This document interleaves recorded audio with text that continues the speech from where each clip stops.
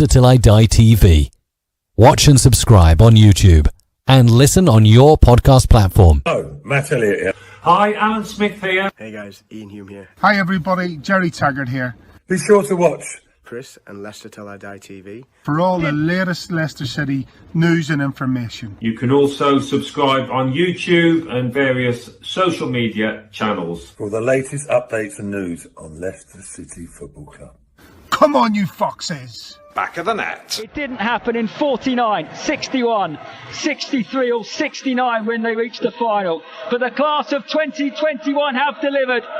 Leicester City are FA Cup winners at last and are history makers at Wembley. A modern day football miracle.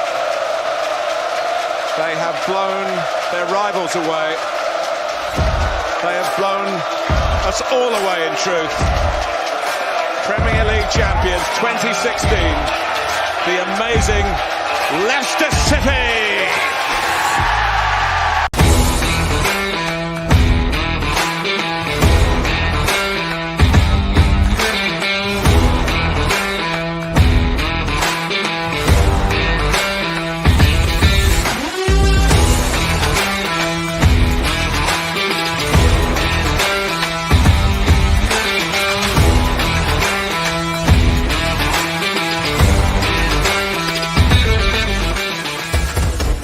Leicester Till I Die TV. Your first choice for everything Leicester City. Tune in and join in now. And now, here's your host. Right, Chris. All right there, good evening, how the devil are we all? And I make no apologies for still playing the FA Cup winning moment. 54 years it bloody well took us to win it, so I'm gonna enjoy it for as long as I'm alive, I'll tell you.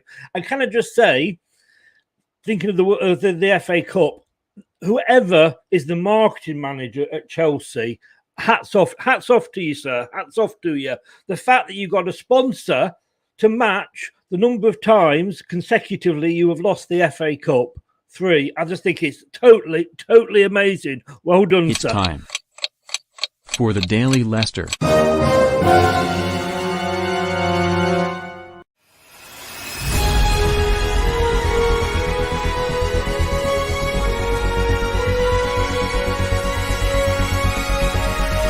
Leicester City FC on this day in history with Leicester Till I Die TV. Guys, bear with me because this is a bit of a Leicester thing and it's not a Leicester show tonight, but it happened late last night. And I just want to say there's a lot bad about football these days, and a lot of owners that buy clubs and don't commit to them, don't even turn up for them, to be honest with you. And I've just got to say, Top, and I'm not going to attempt to pronounce his surname. If I've had a drink or two, I might be able to pronounce it. But Kuhn Top, the chairman of Leicester City, last night at the annual awards, pledged to donate 1 million to Leicester Hospitals charity. I mean, he's donated so much over the years that it's hard to believe, him and his dad and what they've done. And this is what they've done as owners. They've come in and they've not bought a club. Well, yes, they obviously have bought a club, but they've bought into the community. You know, the charity has come out and said it's another generous gift. Vishai, Top's dad before he died, donated 2 million to help build a new children's hospital. And now, on top of that, his son is donating £8 million. I mean, I just want to say we are blessed, and there's not enough words to say thank you for everything that family has done, not just for the club, not just for us supporters, bacon rolls on takeaway on away days and drinks if we stay up, etc. They have just done so much for Leicester as an area. And I want to say thank you very much. This is a special relegation show. This is what it's all about.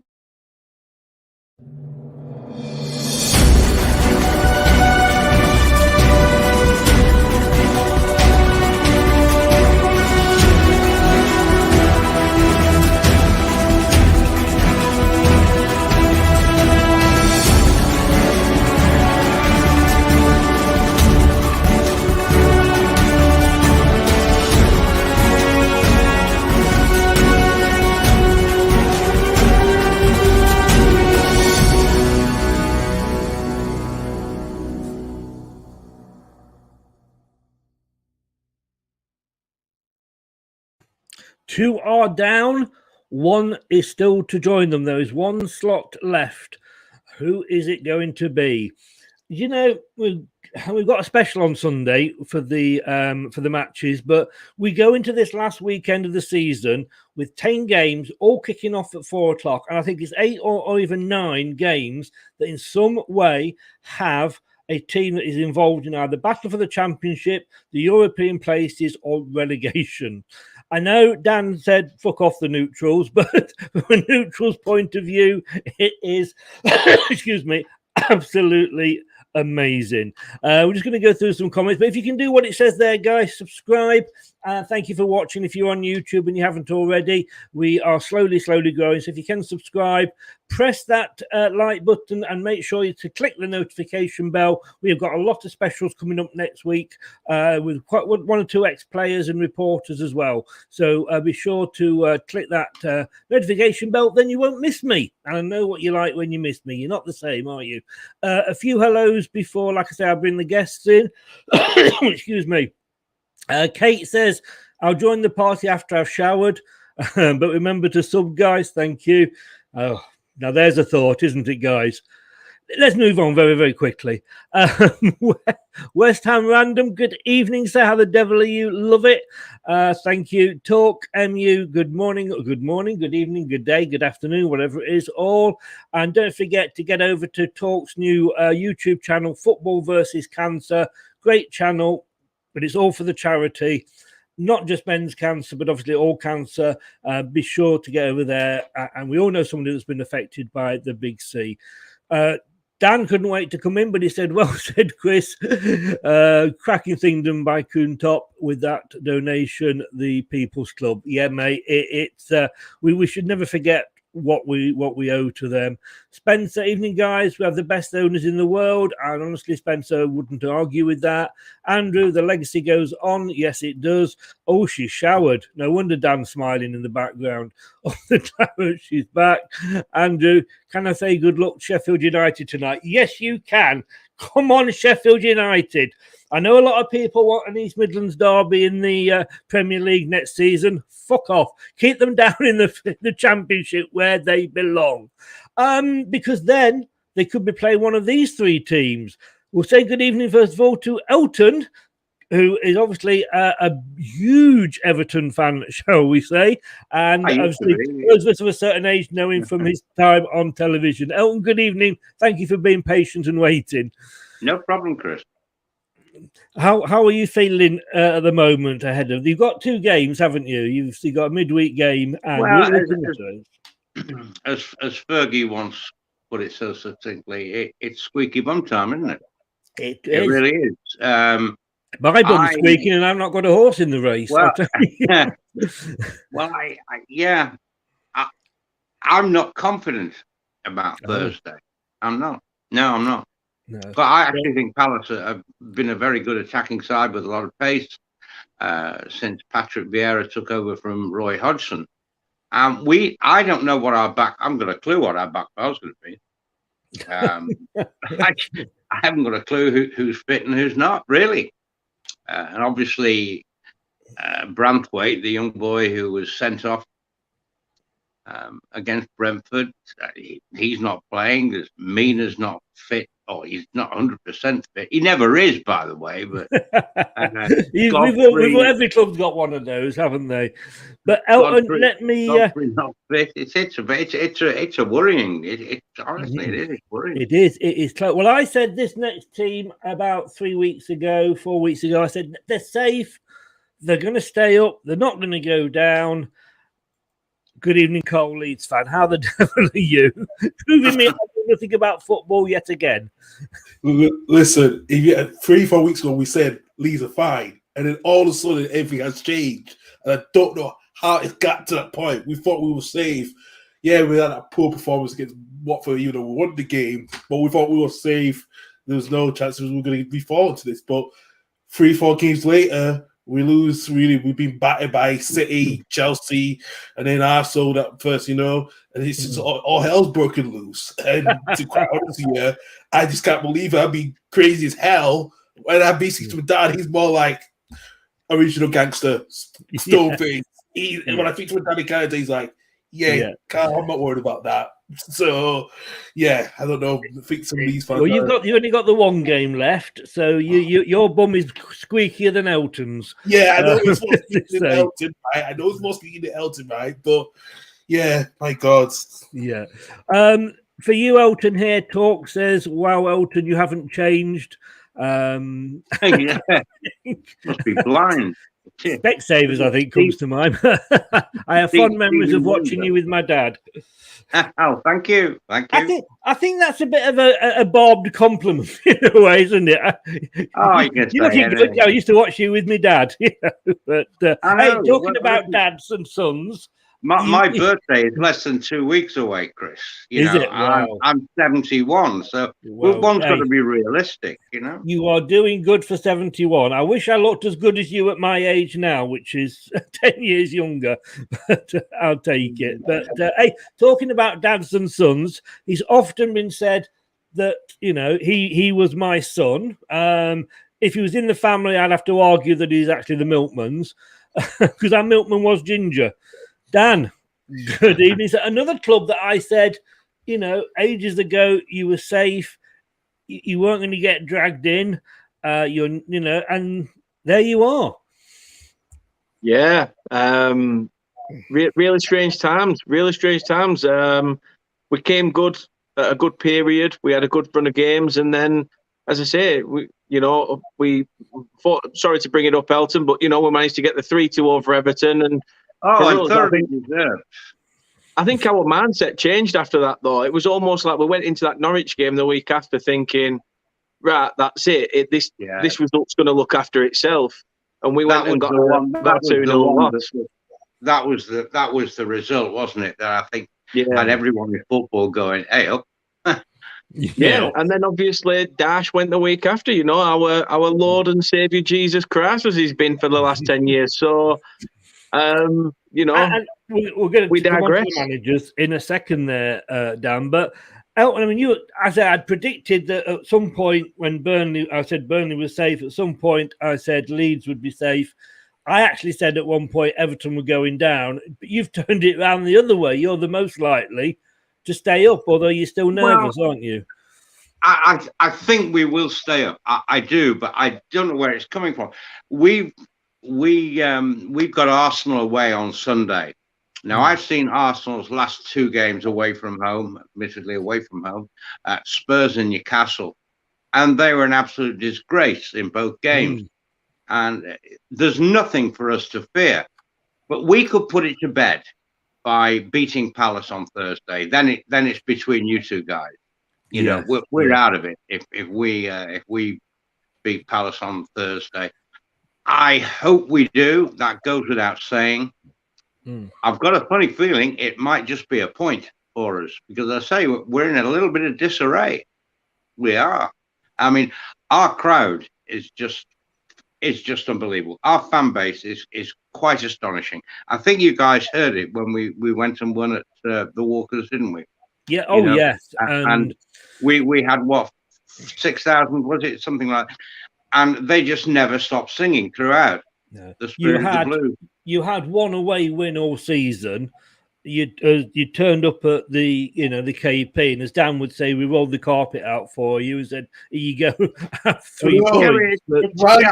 I know what you're saying, but I mean, we went to Watford. We've been to Watford since, and we're the only team not to score in the Premier League at Vicarage Road. So that tells you it's not just a case of Leicester lying down on that occasion, although you weren't great. No, but it's us as well. Watford that was shambolic. Yeah, not to win that game was ridiculous. The amount of possession we had, etc. And then of course we were bossing the game against Brentford. We were bossing it, and then young Braithwaite gets sent off after just 20 minutes. That's a hell of a long time to play with 10 men. And then in the second half, it got ridiculous because Brentford had 95% possession. Now, by definition, if you have that much possession, the likelihood is you're going to score a couple of times. Yeah. Which they did. Of course. But they also Brentford did change two of their defenses to bring two midfielders on and to change the game, which was very, very, very Thomas Frank, and that's what he usually do. Brilliant, man. Brilliant. Yeah. Brilliant work from the dugout. That absolutely brilliant. I was sitting here applauding, crying and applauding at the same time.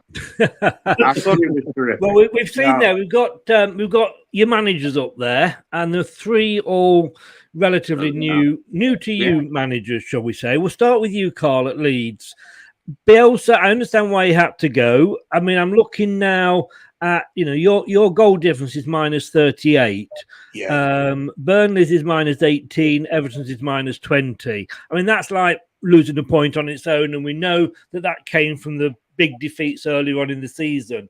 But where did the idea that, and no disrespect to American coaches, but he's come over, no experience of the English game whatsoever, no experience of the Premier League. Was he the man that was ever going to keep you up? It's a tough question because we all been debating about this quite a lot, actually. I think what the original plan was, and I think, and this is why you heard the chants on the Sunday against Brighton, that they were set the board. There was a lot to blame on the board because the 49er enterprises, majority of the executive made the trip to Leeds for the first time. So they came on a Sunday, and I think they were hearing what was going on, and they'd been rumored to buy the club outright. But if we go back to Bielsa, I think one or two fans would have said, Bielsa should have stayed, and stuff. But I think Bielsa has got a bit of collectively along with the board to be blamed of not getting the players in the summer that he wanted, because he was so stubborn to get a few more to add the squad. Because let me tell you what happened. We lost three good players: Alioski, Hernandez, and I think there was one, and they were the two big key players we lost. Are you on about that Alioski, that one? Yeah, that Alioski, the one that bullied you lot this last season. Yeah. So to be quite honest here, I mean, we replaced with two players for Freeport and Dan James has not been good. They're not being good enough. The chance has not been good enough. And I think Bielsa's had to take part of the blame as well, because he should have done more to get placed, because we should have known. Two questions for you, Carl. First one is, have you sold the bucket yet? Well, the bucket is gone. I think the bucket is not able to sell it. The merchandise is now anymore, from what I'm hearing. So I think that's kind of good. I've checked online. And I'm going to ask this with the other guys as well, but do you wish that you still had Bielsa there? Would he be able to have kept you up? I don't. It's a tough one. I think what some fans say, let's let him go down the way we should respect him. We don't care about the Premier League. We should just get relegated. He deserved it if it's his final season. Yeah. But when you have the board who have invested a lot of money in the last year or two of the players that we bought in the last 2 years, then you have to question it. And I think you have to question what happened in January when we should have sat. Maybe we should have sat Bielsa before, but the board was too scared to do it. They had no cojones to sat Bielsa. They were too scared. And I think that program with against Newcastle and what Angus Kinney said in the matchday program, that if we're buying players, it's gonna harness the players' development. When you have a player of a 15-year-old on the bench who is not even mentally not ready to compete for a relegation battle, and that's how bad it is. And going to Jesse March, and Victor Ortega, who's been in Dutch football the last couple of years, he's been scouted for the last 2 years. I think he has a lot to blame because he's the Dutch football. He went to flipping Austria on the last day of the transfer window trying to get Brandon Harrison from Salzburg. That never happened. It failed. The bid failed about 2-3 times. That's how bad there was no other priorities of trying to find alternatives. There were no alternatives, and that's how bad it was. We'll take that as a no then. Dan, come to you, and then what I'll do is after we've done with Elton, we'll bring each of you in and keep two of you back and talk about your individual teams. But Dan, we said at the time Alan Pace was either the cleverest man in the world or the luckiest owner in the world. I get a bit confused because this guy's come in with a lot of money, allegedly, and yet every time I speak to you, say, he's looking for this new investment so he can spend money. Well, if he hasn't got the money to spend, why did he come in? And secondly, was it the right decision? And only time will tell whether, Dyche was going, is this the guy to keep you up? Going to your first question, I mean, the Alan Pace situation, I was a bit wary when he first came in. I was sort of happy but had my doubts, if you get me. You know, I was happy with the fact that we was getting a penny pincher out off the board as a chairman, and we've got somebody in that really wants to be forward thinking and, you know, take the club further.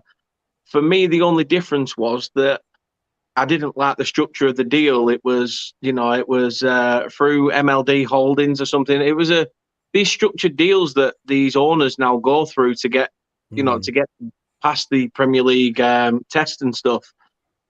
It's something for me personally, even though a leveraged buyout for me shouldn't be one of those things that should happen in football. You either have the money or you don't. Yeah. But, you know, we've seen other clubs in the Premier League do it. The Glazers did it with Manchester United. Now, I'm not saying that we're going to have that spending power, but they did that. You know, Southampton, half of the time, they're borrowing money from this holdings company that we borrowed money from. So it's football. It's a risk or reward business. Yeah. At the moment, it's a very big risk. You know, we stand to lose a substantial amount of money. If we go down, we have to pay something off that we don't really have to pay until 2025. If we go straight down, we have to pay it up front. That's it. So it is almost a bit of a catch-22, and we'd have to see a lot of our first-team players leave. That said, going on to the managerial appointment, it was, interim coach. He's come in. The word freedom's been bandied around quite often. You know, we keep seeing that freedom, this freedom, that. He's given us the freedom to play.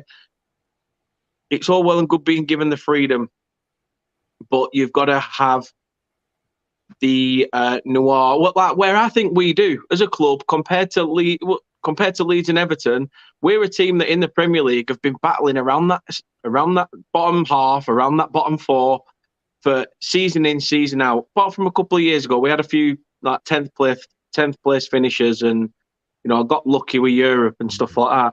But usually we are a team flirting around that bottom skirt of the league. And for me, that's another thing, as you said there to Carl, about the goal difference being a point. Knowing that we know what we need to do to get out of this, knowing that we've been in this situation before, that for us is almost like an extra point, because we know what we need to do. Us, like Everton, have an extra game as well. And you know what? Fair play to Mike Jackson. He's come in. He's done really, really well. Would you want Dyche there now, or are you happy with?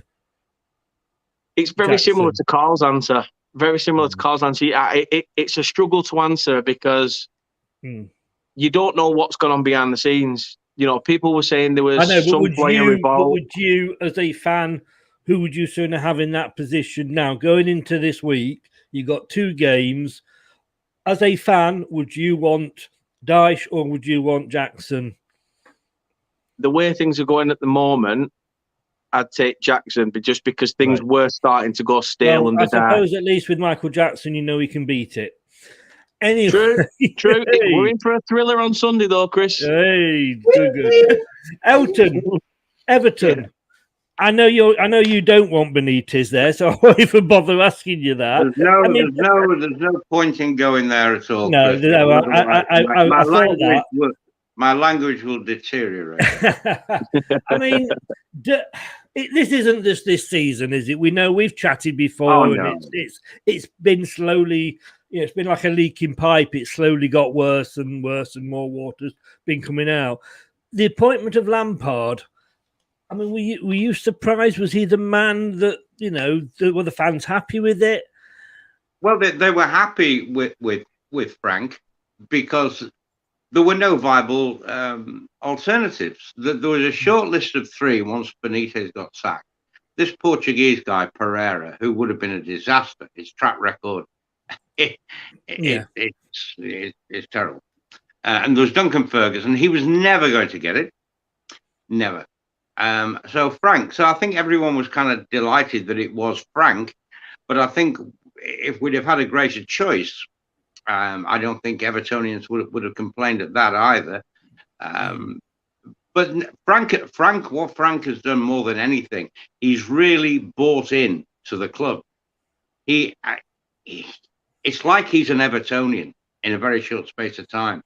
And he has been blown away by the fans. I mean, you must have heard of the fireworks going off in the hotel before the Chelsea game, to keep Chelsea awake during the night, and then the marvellous welcomes they've had at Goodison prior to the games against Chelsea and Brentford. Absolutely breathtaking. The players can't believe it. They're taking videos on their camera phones inside the coach and sending them to friends and family, saying, just look at this. This is quite unbelievable. So he is bought into it. He's not one of these managers. He's been there for 6 months, less than that. And okay, he's getting paid very, very well. And he said, well, I'm not that bothered. You know, on a personal level, I'm not that bothered. Of course, I want to do well professionally and for the club that I'm now employs me. But, you know, deep down, I don't really care. He does. He really does care. And the fans, the fan base, the support that the club has got has been, you know, overwhelming. It really has. In my 60 years of watching Everton, I tell you, I've never known the fan base quite like this.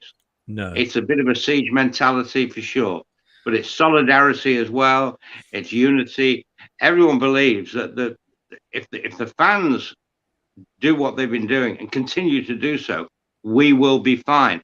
I kind of go along with that, but I think we might get a point against Palace. There's every chance we'll get a point at Arsenal because they must be the most dispirited team in the Premier League at the moment. In fact, if we went and won at the Emirates, two questions. Sorry, Elton. Two questions about your managerial position, though. First one, Big Sam, was he an option at all? No. Or would you have not entertained him? Personally, and in the situation we were in, as long as it was for 6 months and 6 months only to January to the end of the season, if they'd have said Big Sam and then Frank will come in and rebuild during the summer, I'd have said, yeah, that makes sense. And as somebody's just put there, I mean, Duncan Ferguson, bless him, he stepped into the shit more often than a drunk man walking through a field of cows. But does he not want it? I've been there. Yeah, haven't we all? Haven't we all? That was the last time that I got a pat on the back. Boom, boom. But I mean, Elton, I mean, does he not want it permanently? I mean, but Duncan, he'd love it to be named Everton manager. He's a blue through and through. He's got tats all over him, Everton. But he's not ready. It's like, if you gave it to Duncan, no managerial experience apart from being a caretaker for a handful of games. That you don't throw someone like that into a relegation situation. And also, you could say the same for Frank. I mean, he did reasonable. Might have very nearly got Derby promoted from the Championship in his first managerial appointment, but then he went to Chelsea far too soon. He wasn't ready, but he couldn't turn it down. It's the same applies to, was Wayne Rooney seriously considered for the job in January? Well, he might well have been. He might have been. And he was approached, even though he says he wasn't. But he was approached. But it was just, how would you feel if? And he said, well, I've got a job. I've got a job. I'm going to commit to being manager of Derby County until they don't want me anymore. I thought that was very, very honourable. But had he come to Everton in that situation, I think it would have been too much too soon, as it was with Frank at Chelsea. Yeah, it's. I mean, it's all ifs, buts, and maybes, of course, isn't it? So what I'm going to do is, like I say, Dan and Elton, I'll put you in the back room. So if you want to have a wee, get a drink, have a fag, whatever, go and have one. And we're going to concentrate on Leeds just for 5 minutes. So let me. Chris, when does the boxing match kick off? When we all come back in and fire punches at each other? When's all that happening? I don't leave the three of you in together. Do you know what I mean? Like three naughty children when the teacher goes out, isn't it? I like that. If we're going to have a sort of punchy argument, I know who's going to win that one. I don't see what if you actually had a punchy fight up, my money's on call. I'll give you that. You're talking to someone who had more than 6 exclusions at school, and that's me. So I have the history, okay? Right, guys, I'll bring you back in later. No problem. I want to hear what they say. So yeah, you'll still hear what they say. Oh, I know that. Yeah. So I'm just going to make a quick coffee and then come back and listen. No problem. Oh, Leeds United. I mean, you gave yourself that last-minute goal at the weekend. You gave yourself such a lifeline there. It was unbelievable. I like Leeds fans, to be honest with you. I know, sort of during the 70s, a lot of Leeds, everybody wanted to hate Leeds, but that was Leeds then. But I think a lot of people forget. In Don Revie's time, you were sort of the Man United of your day, and all credited. But what I like about you Leeds fans is, because of course we met you when we were both down in the 3rd tier, so we've both been down there. We both suffered together, but there's been none of this like we're back where we belong sort of attitude that you've got with like Arsenal and Man United. We should be in the Champions League because we are Arsenal. No, you bloody shouldn't. You're shit and you're not going to get in. The Leeds fans have just said, it's great to be back. Yeah, 100%. Yeah, that's what the mentality we had for 16 years.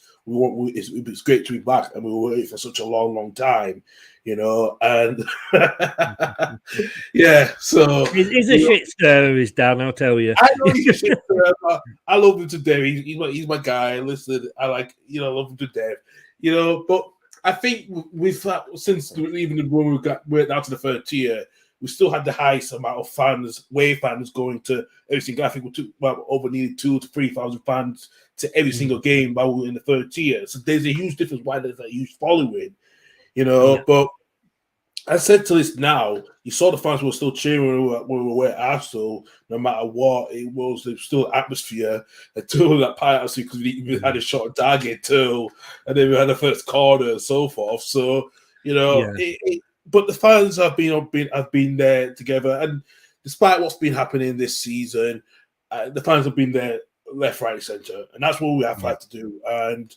that's what you can ask for, isn't it? Really, I mean, this is what the press are saying about. Well, say the press, what Sky is saying about Leeds.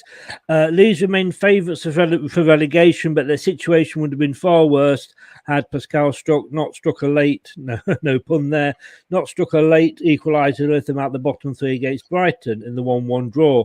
That point could prove crucial, but their fate is out of their hands as Burnley and Everton both have a game in hand, which are both due to play on Thursday. Yeah. And I guess on Thursday you are going to be glued to the telly, aren't you? Very much so. Yeah, I've been glued to the telly. And do you know what? This is a huge game that we're not involved in until Sunday. And I think I'll tell you, I was crazy on Sunday before we equalised. I thought my mind was going everywhere, and I said to his dad, the other day, like last week, Dad, I'm done with Leeds. I'm done with Leeds. It was just mentality thinking, I can't go with this. And then I think after getting that point on Sunday was very huge. And like I say, it's out of our hands now. We've got to see what Burnley and Everton do on Thursday. That's the most critical part. I think looking at that, I mean, Everton. Crystal Palace. Everton are actually at home, and I've got to say what Elton has said on a few occasions when we've chatted is that at home they are a completely different animal. They are absolutely that crowd. They say about that crowd at Newcastle and St James's Park, but that crowd at Everton, and I was surprised they came out fighting against us in the away game. It was only the second win all season, but credit to Everton. I say, and they're at home, and I think that should be a worry. Burnley, and Dan's going to probably kill me for this, he's away to Villa. That one I think might be your saving grace. It's going to be because you see Villa are looking a little bit more next season. Getting Coutinho on a permanent deal now, which is good. How he's been back in the Premier League. I think Gerrard is stamping his foot now of thinking, right, we want to finish betting this and we want to start betting next season because he's got the full backing of what the transfer is. And I think with Brentford, how Brentford went to that game against Everton on Sunday was almost surprisable because we didn't think, with Everton going out to 10 men after 20 minutes, that was really unfortunate. Thinking this could change the game, And Brentford, I'm thinking Brentford's on a holiday, but Brentford's still fighting for something. They want to still finish where they want to be in the highest position since in their debut season. So we have to be catching Brentford on their eye this Sunday because they are going to be difficult. And we got someone like a former player like Pontus Jansson, who has been really decent this season for Brentford. He's going to have to play for the club that he don't want to relegate against. So he's going to have to do his job, which I understand. But I think in his heart, he doesn't want Leeds to go down. He's thinking, right, well. The worrying thing for you, though, Carl, I'm not going to lie. The worrying thing is that Brentford are third in the form table. Yeah, exactly. And they've got 39% win ratio at home, 32 away. Yourself, and this is based on the last 6 games, Leeds are in 16th. And away from home, well, to be honest with you, again, you're pretty even. 21% win rate at home, 22 away. But I think if it was at Ellen Road, you'd probably be feeling a bit more confident. Probably, yeah. Well, I would say a little bit more confident. Yes, I would 100% agree with you. But I think for this Sunday, we're going out to West London. I think we're going to have a lot of fans there, and I think it will blow up the atmosphere. The Brentford fans completely. I think that will be a huge difference. If we can get very vocal, I think it's more like a home, even though we're down in London. So I think that's what we need to do from the first minute goal. So yeah, it's huge. It's really huge. If we were playing those early season losses, we touched on it before. I mean, you had a couple of big losses at the start. That's what's going to probably come back and bite you on the bum. Yeah, it will do. I think especially I think it was a game against Brentford as well. We were at home, we drew 2-2, and it was so bad. And then we didn't get our first win until it was against Watford, and that was our first win after a couple of games. And we were beating the relegation at the time until we got out of it. I think those results against Everton and West Ham, where we should have either got something out of those games, because Everton were all over the place. We were 2-0 down, actually, as I remember. We had to score 2 goals. Stuff like that, it's now never. That will caught the attention. I think that first game against Manchester United, when Bielsa told Phillips, "You're not playing," because he was 2 pounds over. He was 2 pounds overweight, and I'm like, Phillips looks fine. To be honest with you, what I would give to be only 2 pounds overweight, I tell you. I know, and that's what baffled me. I think you can see Bielsa's just playing and saying, "No, Calvin, you're not playing because yes, you've been in England duty, but you're 2 pounds overweight." I'm thinking, well, can you not have time of a decent break? He played for every single game all the way to the final, and then he didn't play him. And then we didn't get a replacement for Forshaw, who's been injured for the last 2 years. It just sums everything up. That first game against United, we were so open. Actually, we were so open. We were very much open. Yeah. Geordie, welcome along. And he says he's just pleased he's not in the scrap, especially as they play Burnley on the last day. Well, at the start of the season, we all thought you would be, Geordie, but you have turned it around amazingly. No. Let me say, give huge props to Newcastle. What Eddie Howe's done, it's done a great job. And bringing players like Bruno Guimaraes, Dan Burn, they have been a difference in that team. I'm going to give them credit for that. They have. They've turned it around. Carl, thank you very much. We'll come back to you at the end, but we'll move on to Everton now. And welcome back, Elton. Let's see what Sky was saying about Everton.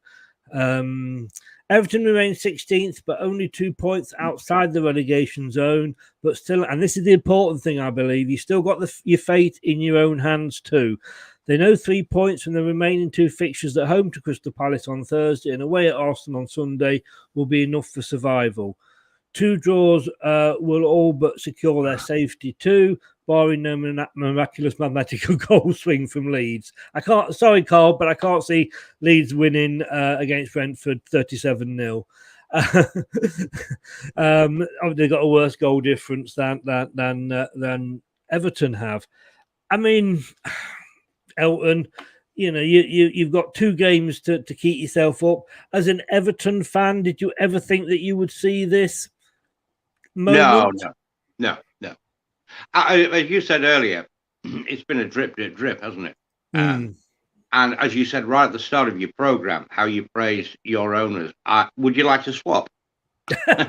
No, thank you. No, that's a we've got definite we've got a dickhead in charge who knows nothing about football. The only person he listens to is this agent fella, his mate, who persuaded him to appoint Benitez when Bill Kenwright, the chairman, said, "Don't do that. You'll alienate the fan base." But he did. He's an idiot. Yes. People say, "Well, he spent £500 million on players." Yeah, well, he has, and he hasn't. He sanctioned it. It's not coming out of his personal account. But he has sanctioned what the director of football, maybe past managers, have suggested about players, and he's gone along with it because he's not a football person.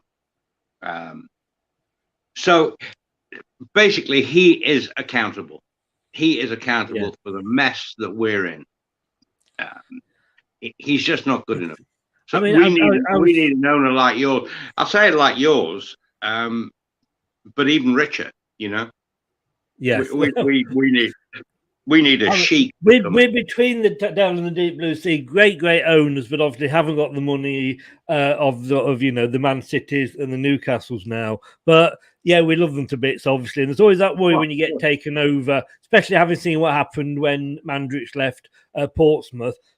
But it's worked out fantastic. But when I was looking at this, Moshiri, he's a British Iranian businessman, but he's a major shareholder of. Well, I don't know if this is true. Though it said he's a shareholder of USM, which is the Russian holding. That's Usmanov's company. Yeah, should he not be in the same position as Abramovich? No, I wouldn't go that far. But it's certainly weakened him in many respects, and certainly financially. Usmanov, of course, he's. Our Finch Farm is USM Finch Farm, isn't it? Usmanov's company. So we've got a problem there. I'm not sure whether the government are even aware of it, but it's not as high profile as Abramovich owning Chelsea. It's not. No. But the hope was that eventually Usmanov would sell his. I'm going back now to way before the war. That eventually Usmanov will get totally fed up with this situation at Arsenal, sell, and then put all his financial clout into Everton, along with Moshiri. That would have made us very, very powerful in the market. But that ain't going to happen now. Yeah. There's no chance that will happen. So we need to be looking elsewhere. I know for a fact there is a consortium being put together because an ex-Everton employee, I can't name names. No, of course you can't. We'll just make you tell. An ex-Everton employee is sort of trying to pull it all together. Now, whether he does or not, I don't know. No. And whether Moshiri has been contacted at all to say, listen, if the offer is right, would you? I don't know that either, because the only person Moshiri talks to is Jim White, and that's only in text form. So no one really knows what Moshiri is thinking. No. Two remaining fixtures there, as you can see. Excuse me. Win both of those, and you are safe. I mean, home to Crystal Palace. Hang on a minute. Win one. We beat Brentford. We are safe. The way I think that a lot of Evertonians are looking at it now, and with apologies, Carl, before I even say, if we lose on Thursday and we lose at Arsenal on Sunday, a point for Leeds at Brentford would not be good enough because of the goal difference. Well, it's. I think in the back of our minds we've got that, to maybe fall back on. But I don't put Burnley in this. I think it's going to be. I think it's going to be us or Leeds. Well, I can see you getting because it's at home, and as I said earlier, I have from what I've been watching and your fans, at the KP. The support is amazing, and I'm not saying that the support for Leeds or the support for Burnley isn't, But the atmosphere that I've been seeing with Everton fans, the fact that that's at home, I've got a prediction show at 9:00 tonight, and I'll be going for an Everton win for that game. The Arsenal one, I'm not so sure about. I would love to agree with you, but it's just that I don't know what our team's going to be. In fact, I don't have a clue. For example, our brightest spark since January has been Anthony Gordon, super young player. He is knackered. We need him, but if he were to be left out on Thursday, would I be surprised? No, I wouldn't, because he's almost had the weight of it on his shoulders up until a month ago. 5-6 weeks ago. Richarlison has been Herculean in his play, and the one I never ever thought I'd be saying this, but the guy who's sweated blood for Everton is Alex Iwobi. He has been absolutely terrific. He doesn't create a lot. His last ball in around the penalty area is poor. But in terms of work rate, closing down and stopping, the other team playing, he has been outstanding. Outstanding. Dan says here, Anthony Gordon, like Steve Lynett's, great at synchronized swimming. Oh, well, yeah, he's been coached in that by Richarlison. I can see them on the training ground at Finnish Farm, Gordon gets tackled in training. And Richarlison goes, no, you don't go down like that. You go down, hold your legs, screaming, and you roll over twice. Now, if it's very minimal contact, you roll over 3 times. That'll convince the referee. I think that was a bit said through gritted teeth from down there. I think it's funny. No, I'm serious. I was thinking of writing a sketch about it, But, Elton, thank you very much. We'll bring you back in at the end. But let us move on to the third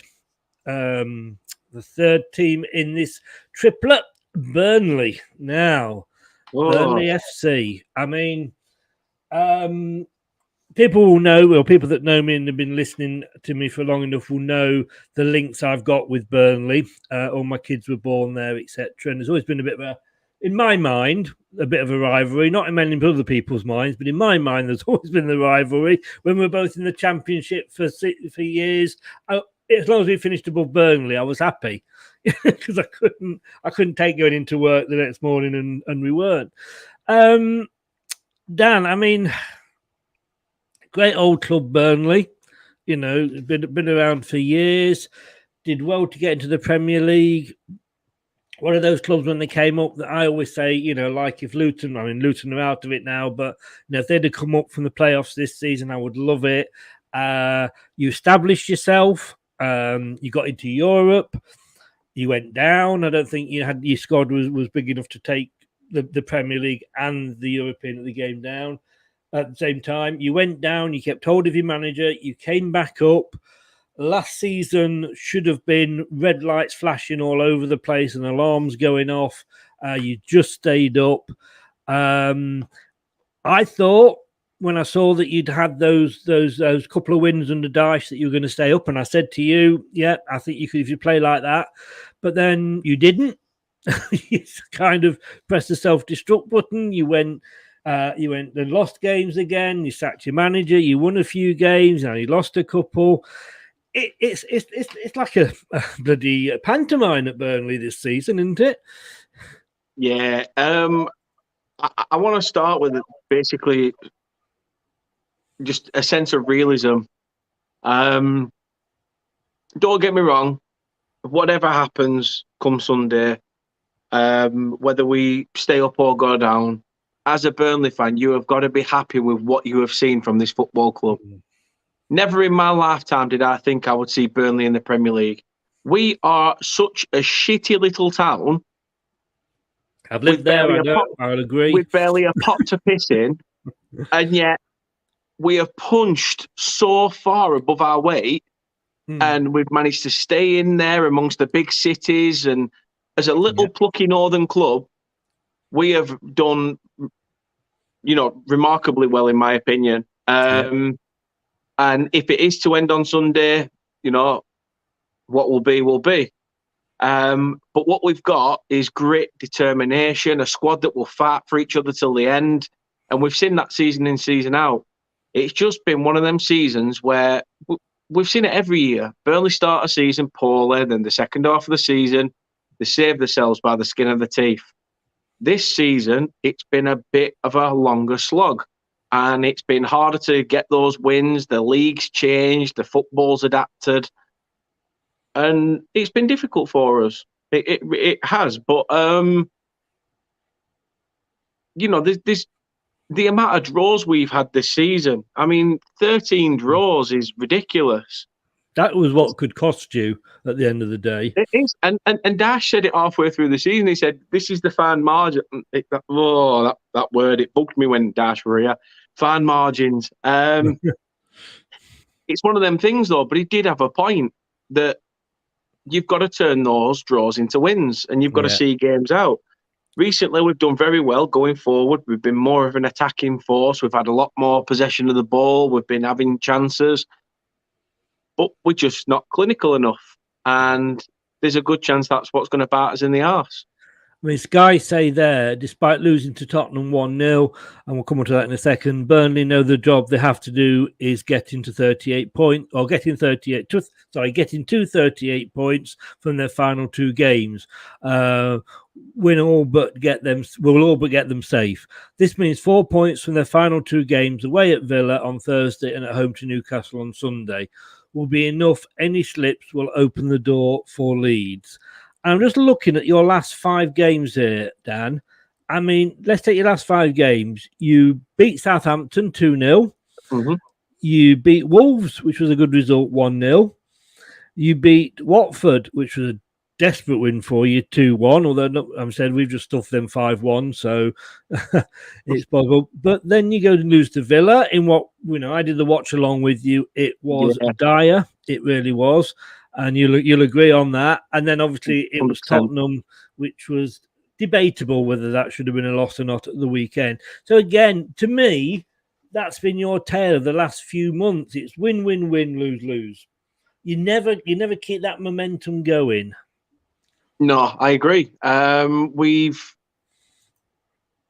struggled. We have struggled. I thought last season, going back to the thing you said at the beginning, that we've been a team who, for me, last year we weren't good enough, and I personally put it on that there's no fans there. Kudos to you, babe. There's no fans there. COVID restricted fans being back in stadiums and things like that. So for me, I thought, right, Burnley is a small club that need that 12th man. Belting out the chants, making sure that the team get over the line, even after a goal down, and clapping their hands out and singing, come on, trying to G the players up. We always get behind the players, no matter what the situation, whether we're 1-0 down, 2-0 down, 3-0 down, we still get behind them. Mm-hmm. It's just that at that point, missing that, I thought this year, fans being back, bums on seats, would be, a catalyst to push for a comfortable mid-table position. And I was wrong. Yeah. Well, you should never say that about the fans, because I always remember when I lived in Burnley, I don't know what you were protesting against, but you all paid to get into the ground and then turned your back on the pitch, which it wasn't the Casper Teasdale days, were it? It probably was. It probably was, to be honest with you. Kate says she's growing into football this season. It's been like watching a daughter grow and progress. Trust me. Everything she comes out with, I'm like, she's turning into a little fighter. I love it. I actually think she played well against Spurs. I think you did watch the highlights, but it's not enough coming away with no points. And by God, Dan, I've never known your partner agree with you so much. I agree with you again. No, can I have a copy of this, Chris, at the end?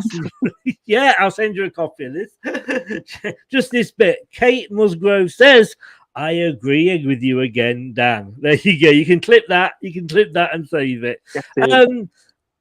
Looking at your games, I think you've got the hardest of the three, to be honest with you. I know, Brentford are no pushover at the moment, but you've got Villa and Newcastle, who are both on a bit of a run. I mean, you're actually, based on your last 6 games, because before those 5 we talked about, you actually drew a game, but you are actually sat in 8th place in the form table based on your last 6 games. You are above Villa, who are down in 13th. And Villa you're away to Villa. So Villa at home have got a 33% win rate, although it's 39 away from home. And Newcastle, I think that could be a saving grace, the fact that you're at Turf Moor on the last day. Yeah, I mean, bring it back to that Spurs game. I mean, Newcastle in 4th, by the way. Sorry, on the form guide. Yeah. But they've only got a 22% win rate away from home. So Spurs didn't deserve anything in that game, apart from the first 10 minutes. They give us a good scare, but nothing in terms of chances. The penalty decision was dubious. Would we have got it at the other end in such a big clash where they're on the hunt for top 4 and we're on the hunt for trying to be safe? Would we bollocks? Wouldn't have got it. Sorry, I'm not laughing at you, Dan. I do not blame you, Del Boy. I do not blame you. I'm not. No. Well, apparently they had to open the Thames Flood barrier again because of all the Arsenal tears. Sorry, Dan. Sorry, Del Boy. Sorry, Del Boy. Welcome along. We didn't deserve to lose that game. The referee should have realised how important that match was for both clubs. And I understand decisions are there to be made, but there's a push in the back on Ashley Barnes prior to that. So he's then having to try and steady himself.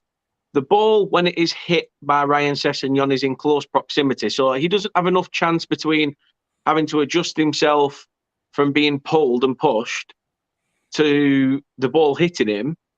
And then as soon as he went over to the screen, you just know that it's going to get given. And it's a bitter pill to swallow, but you know, we've got to go into this game now. Villa, okay, we got beat 3-1. But that said, Villa may look at this game and think, okay, well, we beat them comfortably last time. And they might take their foot off the gas. Now, I'm not saying they will, but there is that hope that they might think that, oh, well, this should be another walk in the park. And they might take their foot off a little bit. But you are spot on. That Newcastle game, last game of the season, as Jody said earlier, you know, he'd rather chuck the game. He'd rather chuck the game and keep Burnley up, which, you know what, I wish he was Newcastle manager. Kevin Geegan, I love it. Carl was shaking his head then at those comments about the penalty call. Listen, I know in the old rules it would not consider the penalty. I get that. I understand that. And yeah, you got it wrong. But the law was there. The law states. I know it may be the brush, okay? But if it was in the natural position, yeah. But then again, it's top half of the arm, which apparently is not classed as a penalty these days as well. We're even on the end of that this season. Well, we don't know if we couldn't see it probably wasn't brushing the arm because it was kind of hard.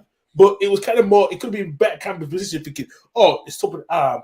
We're not penalty. Because it was so 50-50, like when it was in the middle, it was kind of like it's referee's decision. It's like, right. And I'm like, in the end, it was a penalty. It was good for us. For me, as a Leeds fan, because we thought, oh my God, if they win today and get a point, we're out of this, you know? I'll put it one way, Carl. That day, to be sat there, that happened against you, and you're thinking the least you deserved was a point out of that game. Yeah. Then you watch Leeds Brighton, and you're just like, Danny Welbeck should have had an hat-trick. I don't understand how he didn't.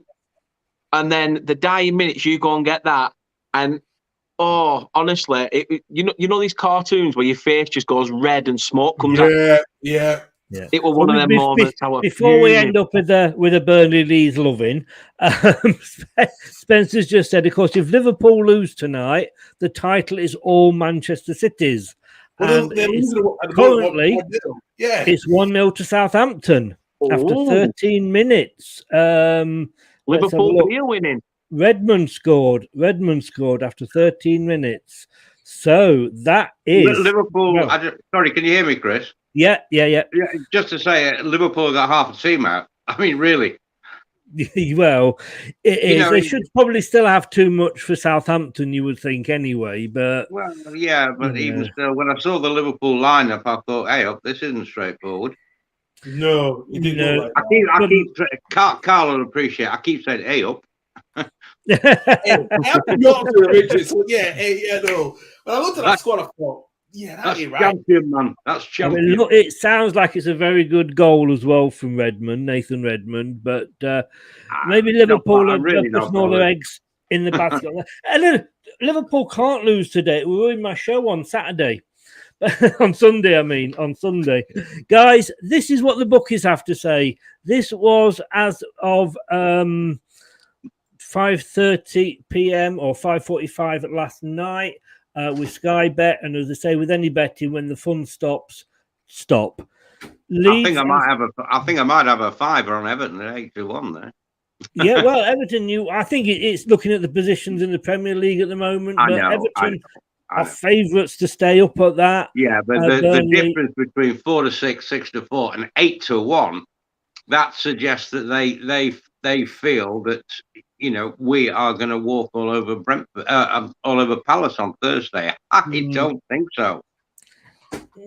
I just think you will. I've got to be honest with you. That I think because of it's at your place, I just think it's a good game for you. That is the most important ingredient of the game on Thursday. Is that it is at Goodison, and believe me, if you thought you'd heard noise from our fans beforehand, prior to Thursday, you will not have heard anything.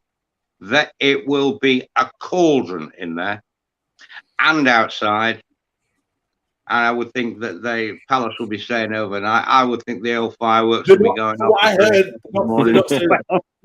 For what I heard, they're not staying overnight after what happened to Chelsea. I think they're flying on tomorrow on the day. So I think they're trying not to do what Chelsea did, get woken up at 2-3 o'clock in the morning. So I think that's why look at it. It's all part of football, isn't it?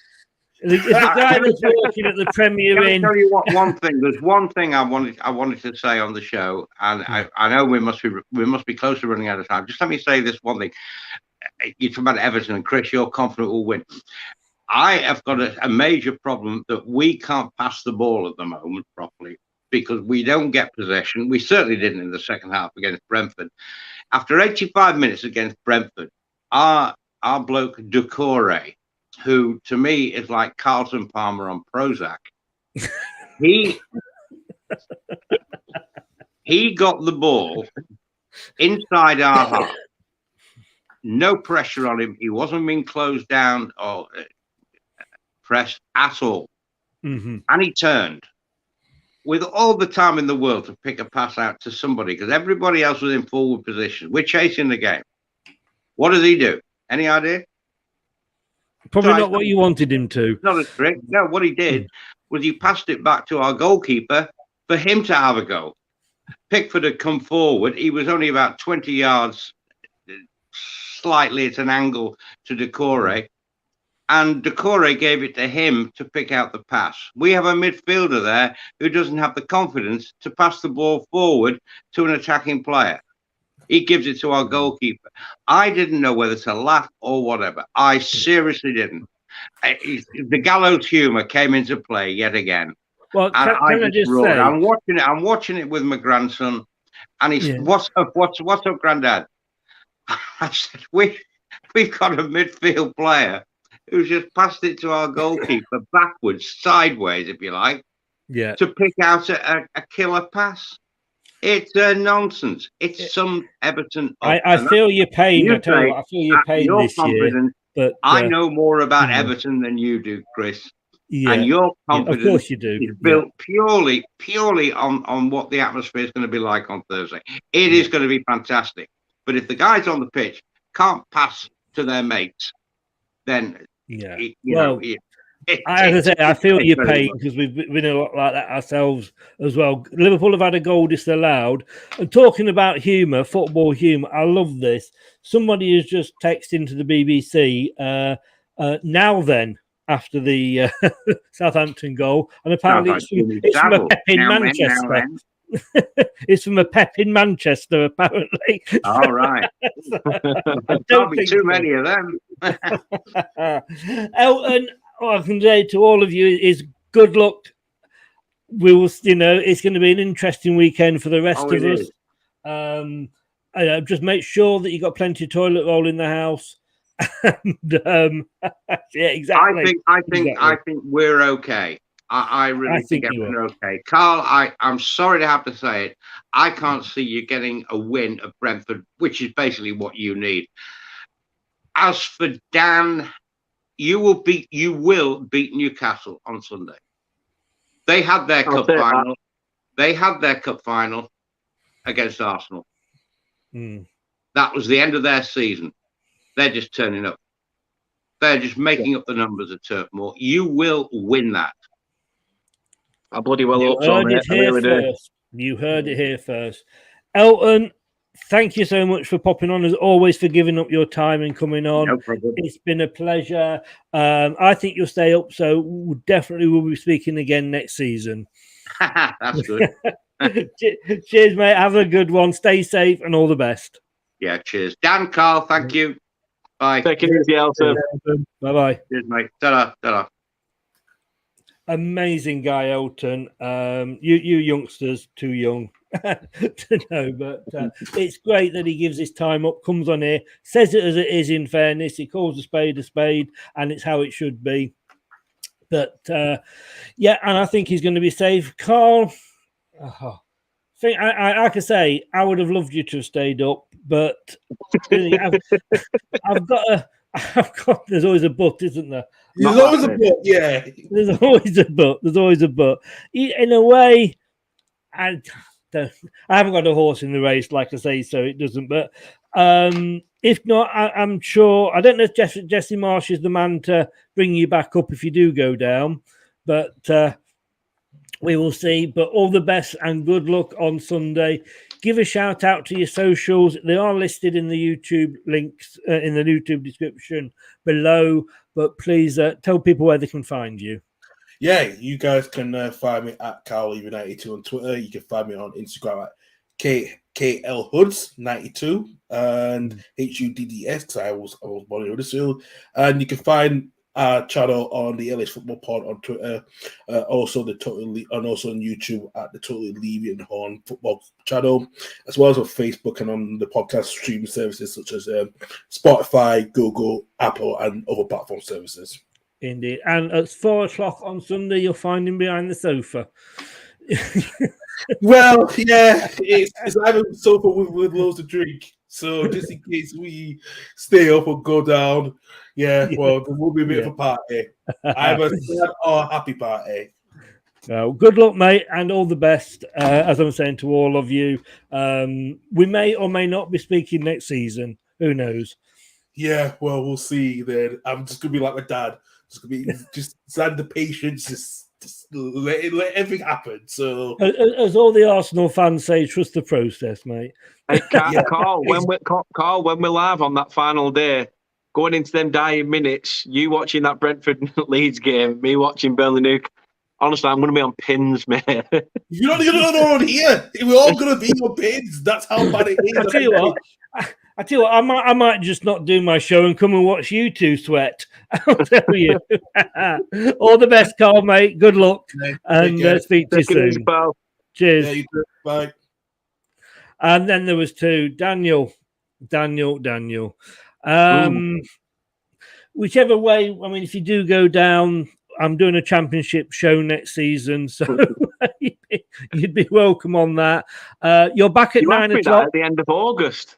Yeah, I've got you penciled in for it, don't you know? I don't pen it in just in case, but you're going to be back at 9 o'clock, standing in for Mr. Steve Linux, big boots to fill, and but where can people find you exactly?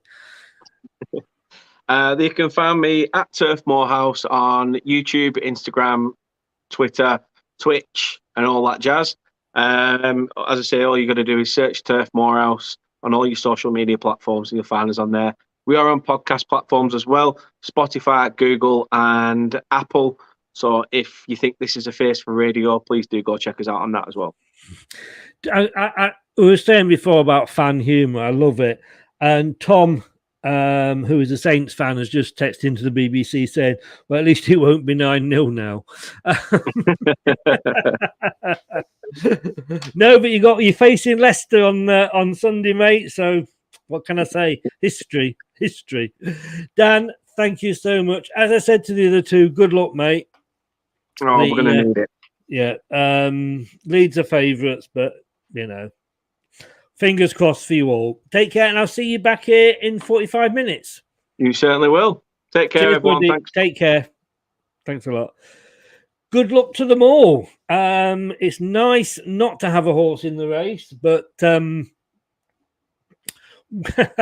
it's going to be squeaky bum time for them. And let's face it, guys, we've all been there. We've been up and down. We've won the Premier League. We've won the second tier trophy the most times, along with Manchester City. That also means we've been relegated the most times. So we know their pain. Please do what it says there and subscribe if you can on YouTube. That would be great. All you need to do is just touch your little button, and there's so much going on.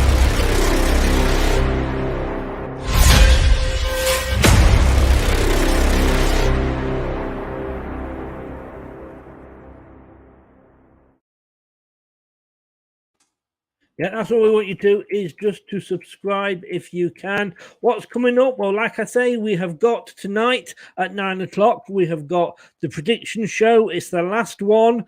There's all I can say is, if you think Manchester City Liverpool is tight, come along and see the Brad Perkins versus Chris. Oh, there's a goal, and it's 1-1. Minamino has equalised for Liverpool. Oh, it's back on. It is back on, but a draw won't be good enough for Liverpool. They need to get the win to be sure of taking or standing a better chance on the last day. So, tonight we've got this. We have got the preview and prediction show. That's at 9 o'clock with Brad and Dan. We've got the preview show for our Chelsea game on Wednesday with Ankit and obviously Craig. We've got the week after next, YouTube only, guys. So if you're not on YouTube, you won't be able to watch it. The Jerry Taggart giving us what he thinks of Leicester City's season. And then on the last day, we got the Soccer Sunday final day watch along. 3 people in, watching the title battle, the fight for Europe, and the scrap for survival. It's all going to get very interesting and very, very, very, very squeaky bum. I will see you back here at 9 o'clock. Thanks very much. Thanks to the guys. Thanks to Dan. Thanks to Elton. Thanks to Carl. And thanks to everybody that is joined in the chat. And if you've been listening to this on your favourite podcast platform, whatever that may be, thank you very much for doing that as well. I know I haven't got a face for radio, but you can still listen to me if you want to. See you at 9. Good night now. Thanks for watching Leicester Till I Die. This is Chris saying goodbye and see you next time. Follow us on Facebook, Twitter and Instagram.